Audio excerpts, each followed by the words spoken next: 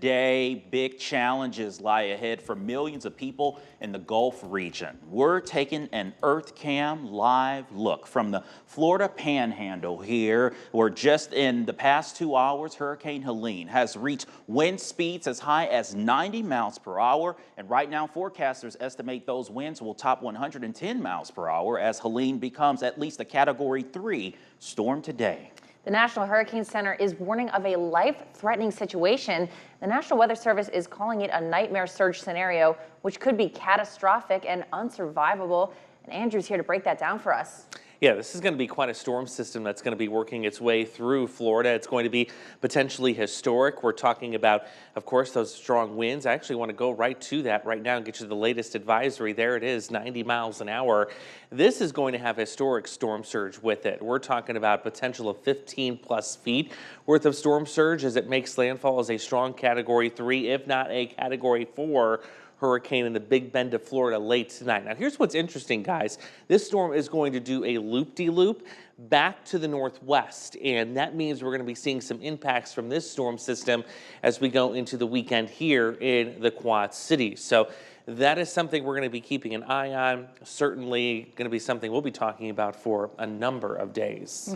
That is correct. Well, as you can see here this week, Helene has been causing chaos south of the Gulf, and on Wednesday, it brought strong winds of 80 miles per hour to Cancun on Mexico's peninsula.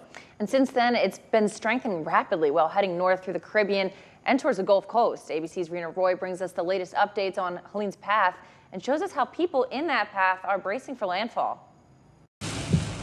This morning, Hurricane Helene is on track to explode into a powerful Category 4 storm before slamming into Florida today. High winds and heavy rain already hitting some areas like Marco Island. The storm first unleashing its fury on Mexico's Yucatan Peninsula, flooding streets and taking down trees in Cancun, and soon expected to make landfall on the eastern part of the Florida Panhandle, with winds up to 130 miles per hour and up to 2 feet of rain expected in some areas. We all hunker down together and we make the best of it. In the capital city of Tallahassee, more than 200,000 in the direct path, many getting out. I got a bad feeling about this one. Like, we've never taken that direct hit. If our community remains central in Helene's path as forecasted, we will see unprecedented damage like nothing we have ever experienced before as a community. Storm surge could reach 20 feet, equivalent to a 2-story building. The National Weather Service calling it catastrophic and/or potentially unsurvivable. Mandatory evacuations have been ordered in at least 20 Florida counties. Extreme measures also taken at Tampa General Hospital. This is what's called an aqua fence, a portable barrier that officials hope will help divert floodwater away from the hospital. A big concern, power outages, which could extend well inland. Still at Cat 1, overnight into early Friday. That's why we're worried about trees down, and we're talking trees into homes all over Georgia and North Florida. Officials say 18,000 linemen are already strategically staged across Florida, and more are on the way. And Tampa's airport closed just a short time ago ahead of the hurricane, and emergencies have been declared as far north as Virginia because of flooding concerns. Rena Roy, ABC News, Tampa. Right now, most of the counties on Florida's west coast are under a mandatory evacuation order. Calling for evacuations. You are in the level A area. Sarasota County has issued an evacuation for your area. And you just heard how some cities have been warning residents of the imminent danger.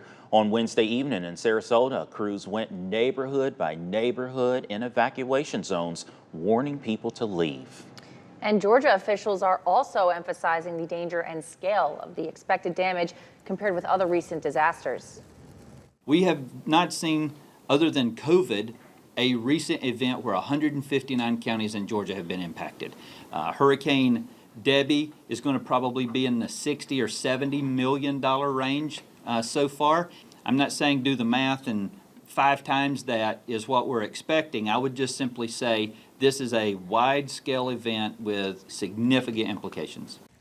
And in less than an hour, crews will once again be filling and distributing these bags that you see here, or maybe not, but this is in the town of Warner Robins, about 20 miles south of Macon. And on Wednesday, the city ran out of bags after distributing hundreds. One resident says he's just glad that resources are being offered.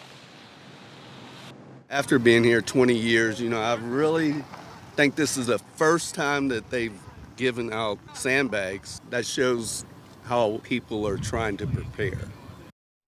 Georgia's governor has declared a state of emergency for the entire state. Well, here's an Earth Cam live look of Atlanta. This is truly the calm before the storm there. Right now, forecasters are predicting 3 to 5 inches of rain by tonight, along with the winds up to 35 miles per hour.